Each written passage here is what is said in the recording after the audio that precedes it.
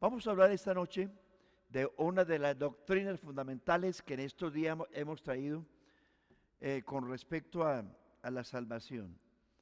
Cuando hablamos de doctrinas fundamentales, estamos hablando de la salvación.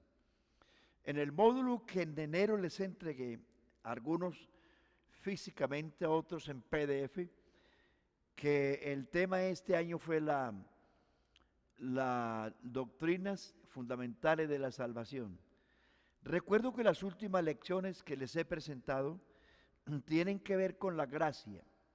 La gracia, como dije, es la matriz. De la gracia nacen 10 doctrinas que son las que Dios hizo para salvarnos. De la gracia nace la redención. De la gracia nace la salvación. Que del tema de la salvación hemos hablado mucho y hemos dicho cómo me salvó el Señor, cómo me salvó, de qué me salvó y para qué me salvó. En esta noche vamos a hablar de la tercera cosa que hizo Dios para salvarnos y que el origen de todo es la gracia. La gracia, Dios es el origen de la gracia, porque la gracia de Dios está en Él. La gracia es un atributo y una virtud de Dios. Por eso nadie se salva sin ella. Vamos a mirar hoy la palabra o la doctrina justificación. Romanos capítulo 5 dice: justificados pues por la fe, tenemos paz para con Dios por medio de nuestro Señor Jesucristo, por quien también tenemos entrada por la fe a esta gracia en la cual estamos firmes y nos gloriamos en la esperanza de la gloria de Dios. Y no solo esto, sino que también nos gloriamos en las tribulaciones, sabiendo que la tribulación produce paciencia, y la paciencia prueba, y la prueba esperanza, y la esperanza no avergüenza, porque el amor de Dios ha sido derramado en nuestros corazones por el Espíritu Santo que nos fue dado. Porque Cristo, cuando aún éramos débiles, a su tiempo murió por los impíos. Ciertamente, apenas morirá alguno por un justo. Con todo, pudiera ser que alguno osara morir por el bueno. Mas Dios muestra su amor para con nosotros, en que siendo pecadores, Cristo murió por nosotros. Invito a la iglesia esta noche para que hagamos una palabra de oración. Hermanos, oren. Señor Jesucristo, gracias. Gracias porque tu palabra vive. Tu palabra es la verdad. Gracias, Señor, por lo que tú hiciste para salvarnos, estando muertos en delitos y pecados, que no valíamos nada. Éramos un cero a la izquierda. Y como dice el Salmo, los hombres son nada y menos que nada. De esa clase de personas tú te dignaste venir a buscarlos, a salvarlos y hacer de estos diamantes en bruto una perla de gran precio. Gracias, Señor, por la vida. Gracias, Señor, por el alimento. Gracias. Gracias, Señor, por el techo, por la iglesia, por nuestras esposas, esposos, nuestros niños, nuestros nietos. Gracias, Señor, por los hermanos. Gracias. Gracias, Señor, por los que oran por nosotros. Te ruego que tú retribuyas esa bendición para ellos. En esta hora que aún todavía hay mucho confinamiento, extiende tu mano, extiende tu consolación, tu poder y tu gracia, llevando alimento, llevando paz, llevando tranquilidad a la gente. Somos tu pueblo, somos tu iglesia, somos la novia, somos tu cuerpo, somos el templo del Espíritu Santo. Por eso aquí estamos en tu presencia. Y como lo dijo Salomón una vez, es verdad que Dios habitará con el hombre en la tierra si los cielos de los cielos no te pueden contener, cuanto menos esta casa que he edificado. Pero tú respondiste: hoy estarán mis ojos abiertos a la oración en esta casa, y todo aquel que clamare aquí yo le oiré desde los cielos. Hoy no estamos en un templo, Señor. Estamos confinados en nuestras casas, pero tú eres el mismo, tus años no acaban. Tú eres eterno, tú eres inmortal. Allí donde están mis hermanos, Señor, tú puedes enviarles una palabra de consuelo para la gloria de Dios. Por favor, se pueden sentar. La justificación, primero la redención, segundo la salvación y tercero la justificación. ¿Qué es justificación? Les voy a decir varias cosas. Primero, para usted ser feliz, feliz de verdad, usted tiene que tener primero paz con Dios, paz consigo mismo y paz con los demás. Paz interior. Son tres cosas fundamentales: con Dios, consigo mismo y con los demás. Para ilustrar un poquito el tema de la justificación, les diré una anécdota que años atrás leíamos mucho y repartíamos mucho ese tratado que se llamaba Los Dos Hermanos.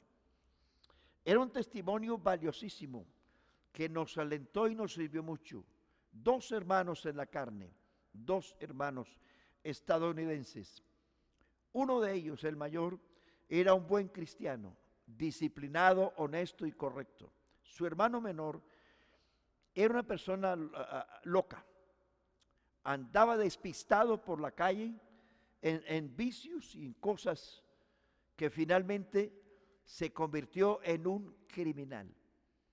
Estando en su vida delictiva, asesinó a una persona y, viéndose sorprendido por su propia conciencia, corrió a su propia casa, se encontró con su hermano mayor.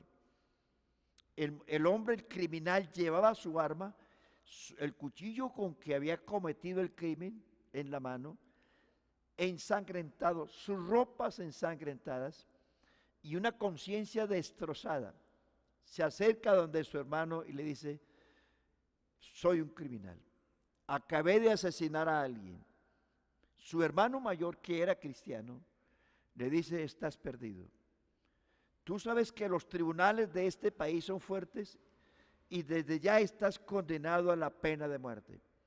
Su hermano le dice: eso es cierto, pero si puedes hacer algo por mí, hazlo. Su hermano mayor cristiano le dice: lo único que yo puedo hacer por ti es que tú me des tus ropas ensangrentadas y el arma con que cometiste el crimen, y tú te pones mis ropas limpias. Y yo voy a los tribunales con tus ropas ensangrentadas y el arma con que cometiste el crimen, y yo me hago el culpable para que tú te salves. Así lo hicieron, así convinieron. Entonces su hermano mayor le dice: mira, con tus ropas ensangrentadas, yo voy a ir a la pena de muerte, porque los tribunales son así. Ahora espero que tú, con mis ropas limpias, no solamente limpias físicamente, sino limpias de conciencia, te ruego que te conviertas al Señor, para que algún día nos veamos en la presencia de Dios. Así ocurrió.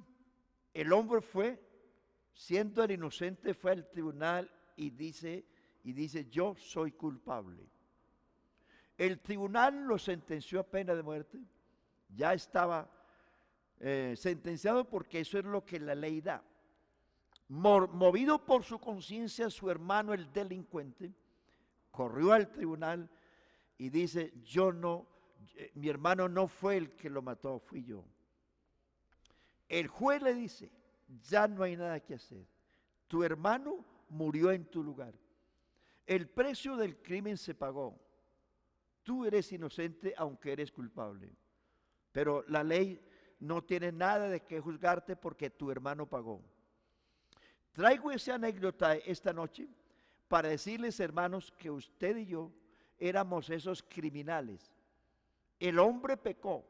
El hombre se hizo transgresor de la ley de Dios. Desde el principio, Adán levantó el puño contra Dios.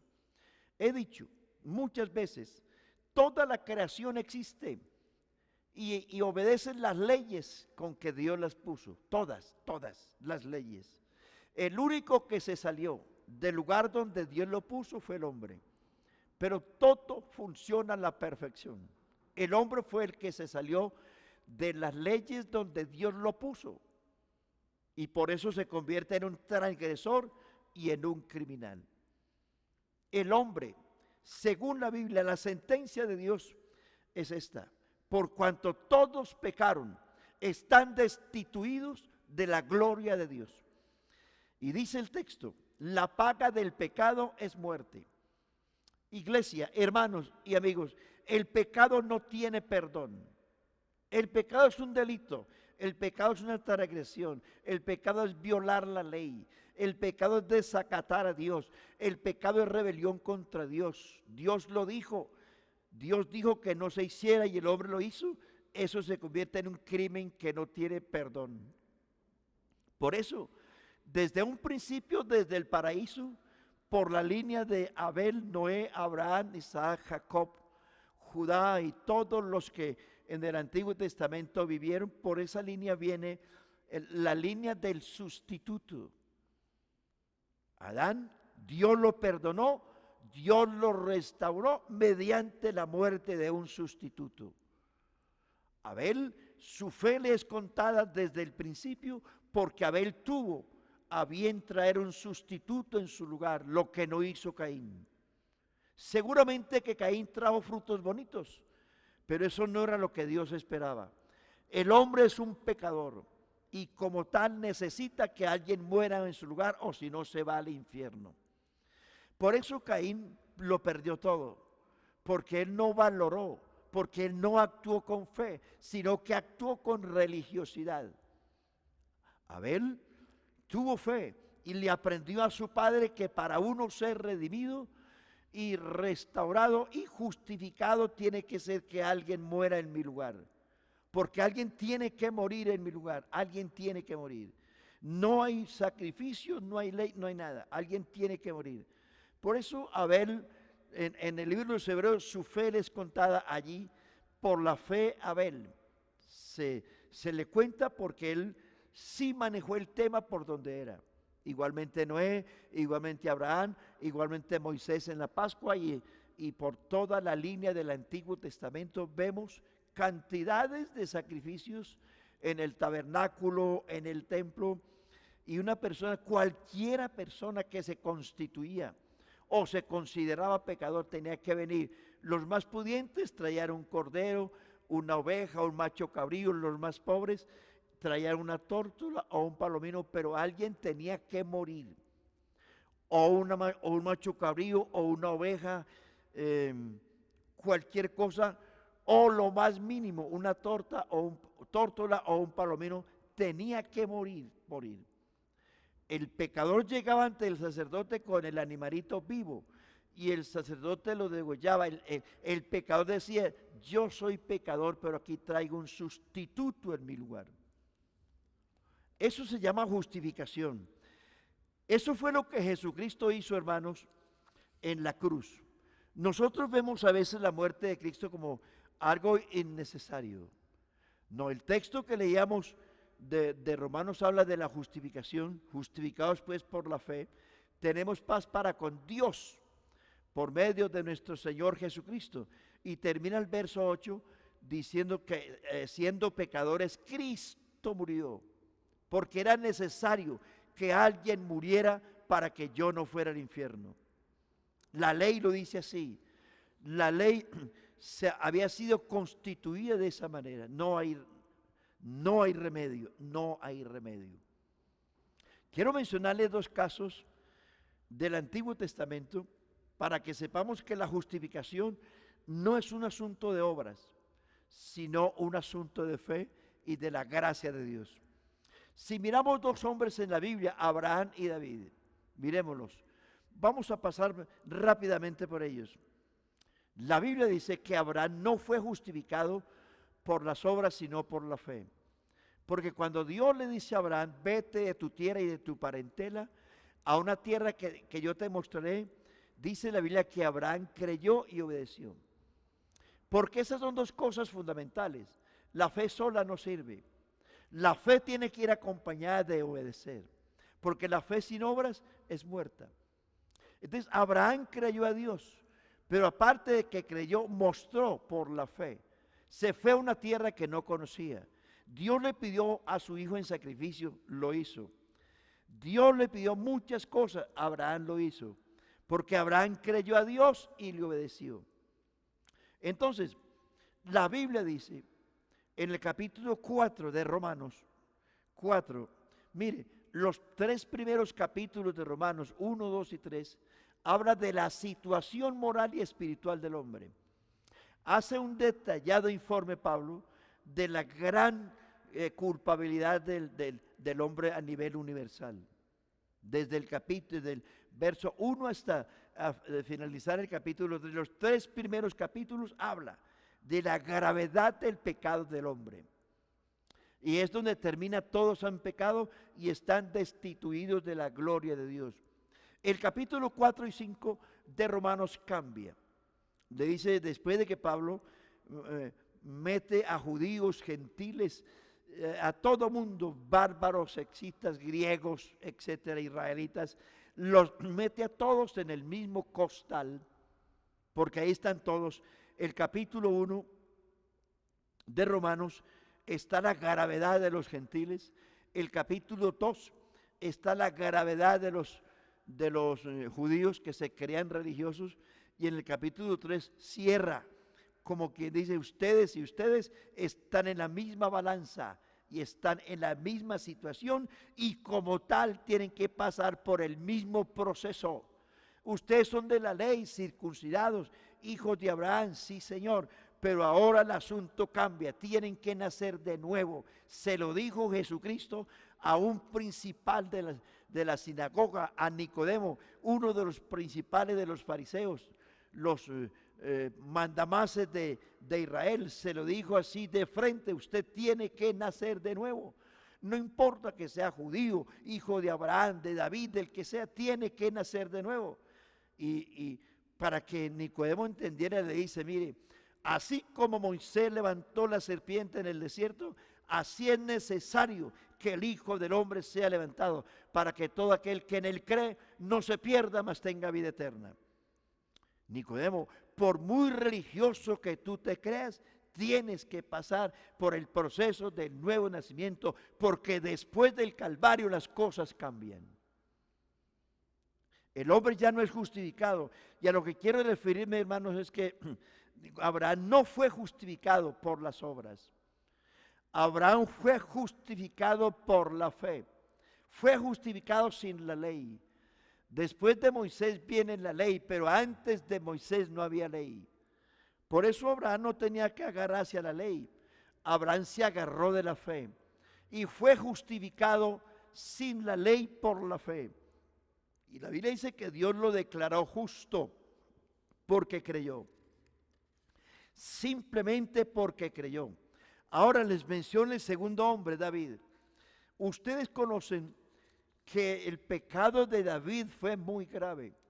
Mire, Abraham vivió antes de la ley. David vivió en la ley. Y como tal era juzgado por la ley y condenado por la ley. Ya vemos que Abraham fue justificado sin las obras por la fe. Declarado justo, declarado bueno sin serlo, simplemente porque le creyó a Dios. David es otro caso diferente, pero Pablo en Romanos 4 lo menciona a los dos. El uno fue justificado sin la ley, el otro fue justificado en la ley, pero fue justificado por gracia. Ustedes conocen la historia de David, terrible. David fue un adúltero y cometió adulterio y homicidio agravado. Ya David vivía en la ley. Cuando Natán fue y lo reprendió, entonces Jonatán le presenta una parábola que David de momento no la entendió y dijo: vive Jehová que el que hizo eso tiene que pagar la cabrita 7 veces. Si se robó una cabrita, la única que tenía el vecino, por no sacrificar las miles que tenía, ese tipo tiene que pagar 7 veces la cabrita, y no solamente eso, debe morir. El que sentenciaba a muerte era el rey. Sus propias palabras, su propia lengua le condenó. Tranquilo, muy hondo, cometió adulterio y homicidio. No hay problema, pensó él. Pero el asunto no es con el hombre, es con Dios y con su conciencia. Con Dios y su conciencia. Natán de frente, se le va de frente y le dice: tú eres ese hombre. Tú lo tienes todo. Dios te dio a ti todo, todo. Y como si eso fuera poco, te hubiera dado más. ¿Por qué no tuviste temor de Dios? ¿Por qué tomaste la mujer de Urías Eteo y a él lo mandaste matar con la espada de los hijos de Amón? David, dice la Biblia, que se humilló, se postró en tierra y dijo: contra ti solo he pecado y he hecho lo malo delante de tus ojos, para que sea reconocido como justo en tu palabra y tenido por puro en tu juicio. Purifícame. El Salmo 51 es la oración de un hombre arrepentido, que para él su propia lengua lo sentenció a muerte. Tienes que pagar 7 veces la corderita, pero aparte de eso tienes que morir. David sabía: me voy a morir, porque él mismo sentenció su propia muerte y la ley le daba pena de muerte por lo que hizo. Pero Natán le dice: pero no morirás. Jehová ha remitido tu pecado, te ha perdonado tu pecado, porque te has humillado. Ahí vemos 2 ejemplos bien importantes de lo que es la justificación. David fue justificado en la ley, pero fue justificado por la misericordia de Dios. Ahí es donde la Biblia dice que uno es justificado sin las obras de la ley. El uno justificado sin ley, el otro justificado en la ley, pero a quien Dios le extendió su misericordia. En el Getsemaní, iglesia de Cristo, en el Getsemaní, Jesús de Nazaret recibió todo el peso del pecado de la humanidad. En el Getsemaní y en la cruz, Dios hizo una transacción con nosotros que no merecíamos. Nosotros merecíamos la muerte y estaba sentenciado la paga del pecado de muerte. No hay nada que hacer. Pero Jesús de Nazaret en el Getsemaní dijo: ustedes se van a morir. Y con esos trapos viejos, harapos viejos, contaminados por su carne, contaminados por el pecado, con esos harapos ustedes se van al infierno. No hay nada que hacer. Van a morir porque el pecado trae muerte. Pero aparte de que van a morir, se van al infierno. Pero yo vine a buscar y a salvar lo que se había perdido. Préstenme esos harapos de ustedes, esos vestidos viejos e inmundos. Yo me los pongo. Con la ropa de ustedes yo voy a la cruz. Y yo me quito las mías y se las pongo a ustedes. Cristo tomó en la cruz nuestros harapos viejos. La inmundicia que habíamos cometido la tomó sobre sus espaldas, se desnudó de su justicia y nos vistió con su justicia, para que Él con nuestros harapos fue a la cruz y nosotros con el vestido de su justicia lleguemos al reino de Dios. Eso fue lo que Cristo hizo. Dice, mas Dios muestra su amor para con nosotros, en que siendo pecadores, Cristo murió por nosotros. Por eso lo grande, hermanos, de la justificación. Nosotros ser justificados es declarar inocente inculpable. La historia, el anécdota que les decía al principio. Un culpable fue al tribunal a decir: yo soy el culpable. Pero el juez le dice: alguien pagó por ustedes. Nosotros somos culpables ante el trono de Dios. La ira de Dios caía sobre nosotros, pero Dios prefirió que la ira de Dios cayera sobre el cuerpo de Jesús en la cruz del Calvario. En la cruz del Calvario Jesucristo fue molido, desechado y despreciado entre los hombres, varón de dolores, experimentado en quebranto, y como que escondimos de él el rostro, fue menospreciado y no lo estimamos. Herido fue por nuestras rebeliones, morido por nuestros pecados. El castigo de nuestra paz fue sobre él, y por su llaga fuimos curados.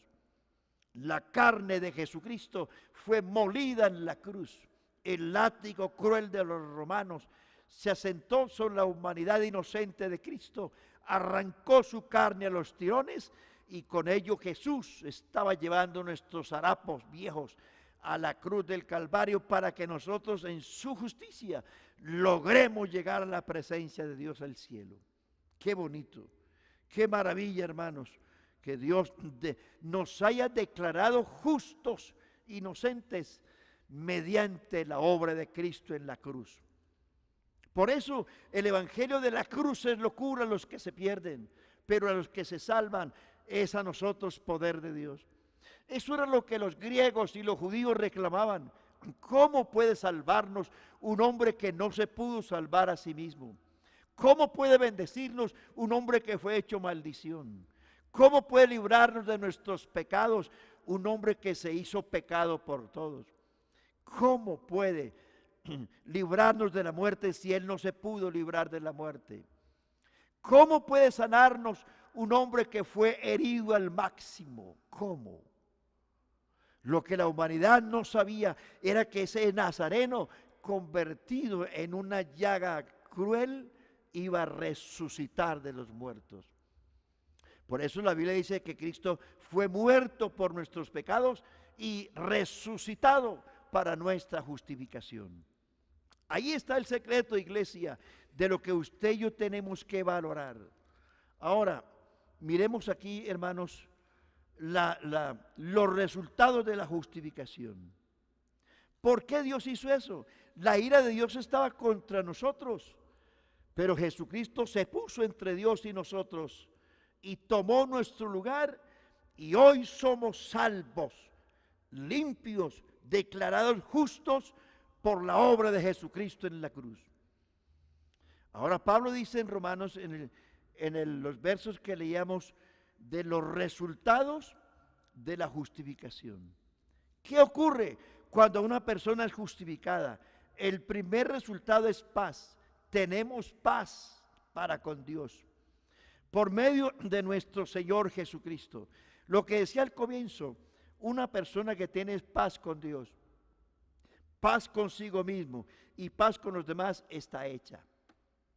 ¿Qué más le pide a la vida?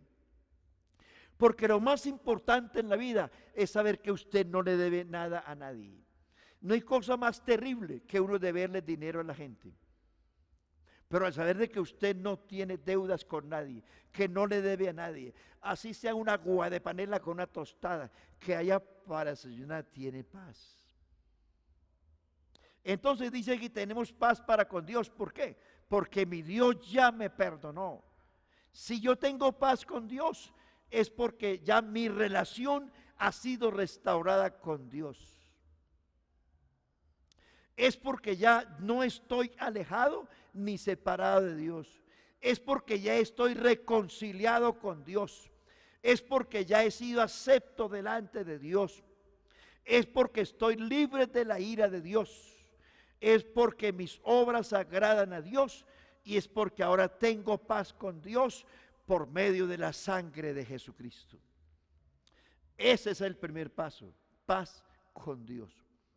El segundo paso de la justificación, el segundo paso es tener acceso a Dios. Resultado de la justificación es el acceso a la gracia de Dios. La persona justificada ahora puede entrar a la presencia de Dios sin problema. Es salvo delante de Dios. Está bajo el favor de Dios, tiene los privilegios de Dios y ahora tiene las promesas de Dios. Eso es ser aceptado. Dice Pablo, ahora en Cristo vosotros que en otro tiempo estabais lejos, habéis sido hechos cercanos por la sangre de Jesucristo, porque Él es nuestra paz, que de ambos pueblos hizo uno, quitando la pared intermedia de separación. Tercer resultado de la justificación, tenemos esperanza. El tercer resultado de ser justificado es la esperanza. En todo sentido, la Biblia habla de la esperanza bienaventurada. Y una de la esperanza más grande es lo que dice Tito capítulo 2 versículo 13. Aguardando la esperanza bienaventurada y la manifestación gloriosa de nuestro gran Dios y Salvador Jesucristo. Entonces les recuerdo, el que ha sido justificado tiene paz con Dios, no le debe nada a nadie. ¿Qué más tiene el que ha sido justificado por la fe? Tiene acceso a Dios. Le repito, paz con Dios, tiene acceso a Dios. Y tercero, tiene esperanza. La más grande esperanza es la esperanza bienaventurada, la cual nos dará Jesús cuando venga sobre las nubes del cielo. La más grande esperanza del creyente es cuando se cumpla Filipenses capítulo 3 versículo 21 y Primera Tesalonicenses capítulo 4 versículo 16. Dice, el cual transformará el cuerpo de nuestra humillación para que sea semejante al cuerpo de la gloria suya, por el poder con el cual puede transformar y sujetar a sí mismo todas las cosas. Esa es la esperanza, hermano, de la justificación, el haber sido declarado justo sin serlo, inocente sin serlo, por la sangre de Jesús, es que ahora tenemos esperanza de ser transformados y esperanza de la vida eterna. Número 4, cuarto y último. Los resultados de la justificación es que en medio de las tribulaciones, dice sabiendo que la esperanza produce tribulación. ¿Sí? Y luego dice, la esperanza no avergüenza, porque el amor de Dios ha sido derramado en nuestros corazones por el Espíritu Santo que nos ha sido dado. Entonces, esto produce tribulación. El resultado de la justificación produce tribulación, pero lo más importante aquí es que de esas tribulaciones nos sirven a nosotros para purificar nuestras conciencias, y así como dice Pedro en su primera carta, capítulo 4, dice que nuestra salvación será purificada, así como se prueba el oro, así será probada nuestra salvación. La tribulación nos ayuda, nos enseña a superar etapas. Es necesario, dice Pablo, que a través de muchas tribulaciones entremos en el reino de Dios. Dice la esperanza y todo esto que les menciono nos produce tribulación, pero nos enseña que aún la tribulación nos ordena el camino, nos prueba la fe, nos enseña de qué material estamos hechos. Por eso Pablo dice, ¿quién nos separará del amor de Dios? Tribulación, angustia, persecución, hambre, desnudez, espada, cuchillo, peligro, etcétera, etcétera, etcétera. Y termina diciendo, dice, ni lo alto, ni lo profundo, ni ninguna cosa creada nos podrá separar del amor de Dios que es en Cristo Jesús, Señor nuestro. Entonces las tribulaciones producen en nosotros un cada vez más eterno peso de gloria, de saber de que pronto dejaremos el cuerpo, ese tabernáculo de carne, para recibir una morada eterna en los cielos.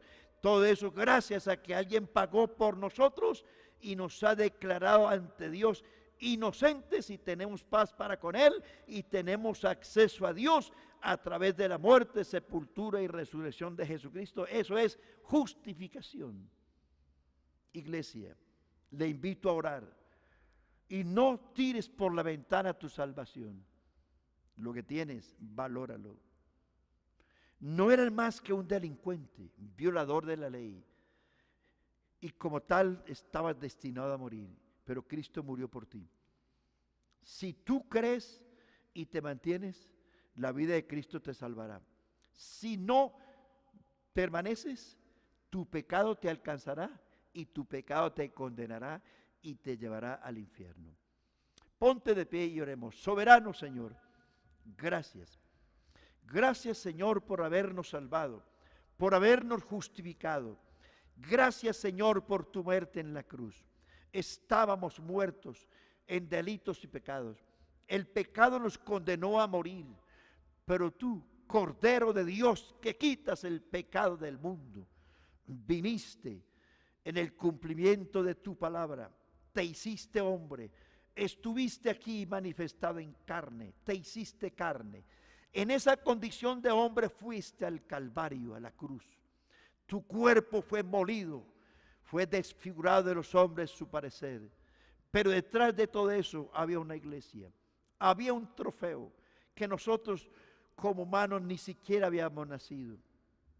Pero en tu mente, en tu presencia, estábamos destinados para esta salvación.